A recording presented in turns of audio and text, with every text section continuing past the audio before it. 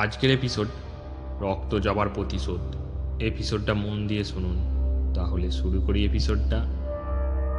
পুরুলিয়া জেলার এক প্রান্তে ছিল জবাফুল বিদ্যানিকেতন। ছোট্ট একটা স্কুল, গাছগাছালিতে ঘেরা, অনেকটা বনভূমির মতো এলাকা। স্কুলটি ততদিনে বন্ধ হয়ে গেছে।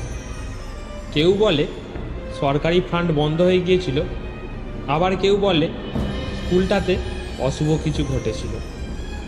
যারা জানে চুপচাপ জানে, যারা জানে না তারা ভুলে গেছে। কিন্তু পুরানো স্কুলে বিল্ডিংয়ের পাশের একটা দেওয়ালে এখনো লেখা আছে একটা কথা, আমি আসবো আবার। জবা ছিল 10ম শ্রেণীর ছাত্রী, চুপচাপ কিন্তু পড়াশোনায় ভালো, সবার থেকে আলাদা। কেউ জানতো না সে কোথা থেকে এলো, সন্ধ্যার পর কোথায় যায়, বা কেন সে হঠাৎ একদিন স্কুলের টয়লেটে ঢুকে আর বের হলো না। সেদিন ছিল 12ই মার্চ। 10ম শ্রেণীর ইংরাজি পরীক্ষা চলছিল। দুপুরবেলা এক সহপাঠী গিয়ে দেখে টয়লেটের দরজা বন্ধ। ভেতর থেকে আসছে জল পড়ার শব্দ, আর কার যেন ফিস ফিস আওয়াজ। দরজা ভেঙে ফেলে তারা, আর তখনই দেখা যায় জবা পড়ে আছে মেঝেতে। এক হাতে খোলা ইংরাজি বই, অন্য হাতে একটা পেন, চোখ দুটো ফাঁকা, যেন সে কিছু দেখছে না, কিছু বলতেও পারছে না।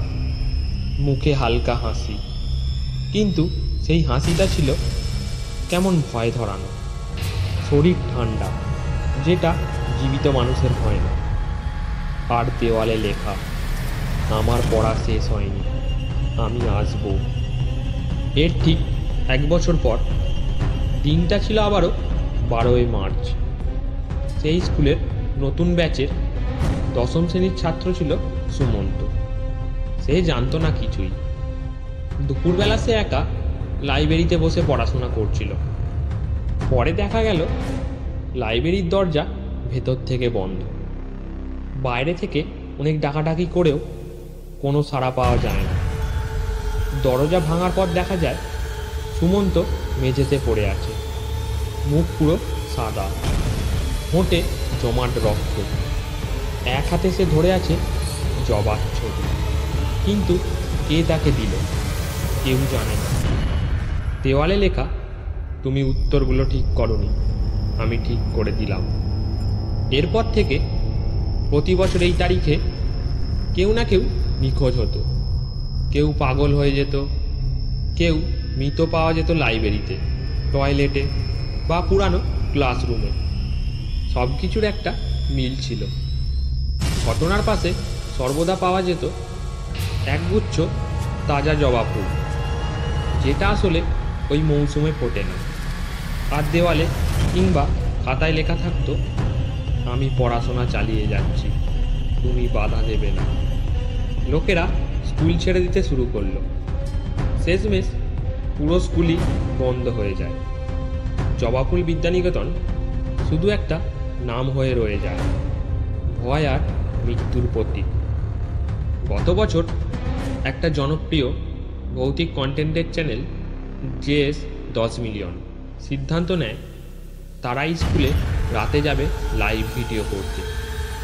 তাদের টিমের এক সদস্য, নাম জয়, গিয়ে বসে পুরানো 10ম শ্রেণীর ক্লাসরুমে। ক্যামেরা সেট করে সে বলতে থাকে, আজ 12ই মার্চ, আমি এখন জবাফুল স্কুলে, বলুন তো ভূত আছে কি না। প্রথমে কিছু হয় না। ঘড়ি রাত 12টা ছুতেই ক্যামেরা ঝাঁকি খায়। পেছনে স্পষ্ট দেখা যায় একটা মেয়ে দাঁড়িয়ে আছে ব্ল্যাকবোর্ডের সামনে, হাতে বই, মুখে সেই চাপা হাসি। জয় ঘুরে তাকাতে পারার আগেই ক্যামেরা পড়ে যায় মাটিতে। ভিডিও চালু থাকে। শোনা যায় নিঃশ্বাসের শব্দ, পাতার খসখসানি, আর তোমার উচ্চারণে ভুল ছিল, আমি ঠিক করে দিলাম। পরদিন শুধু ক্যামেরা পাওয়া যায়, জয়ের আর কোনো খোঁজ মেলেনি। লোকেরা বলে প্রতি বছর 12ই মার্চ যদি রাত 12টা থেকে 12টা 15-র মধ্যে কেউ যদি স্কুলে পড়তে যায় তাহলে জবা আসে। সে চুপচাপ দাঁড়ায়, দেখে, পড়ে, আর ভুল ধরলে ঠিক করে দেয়।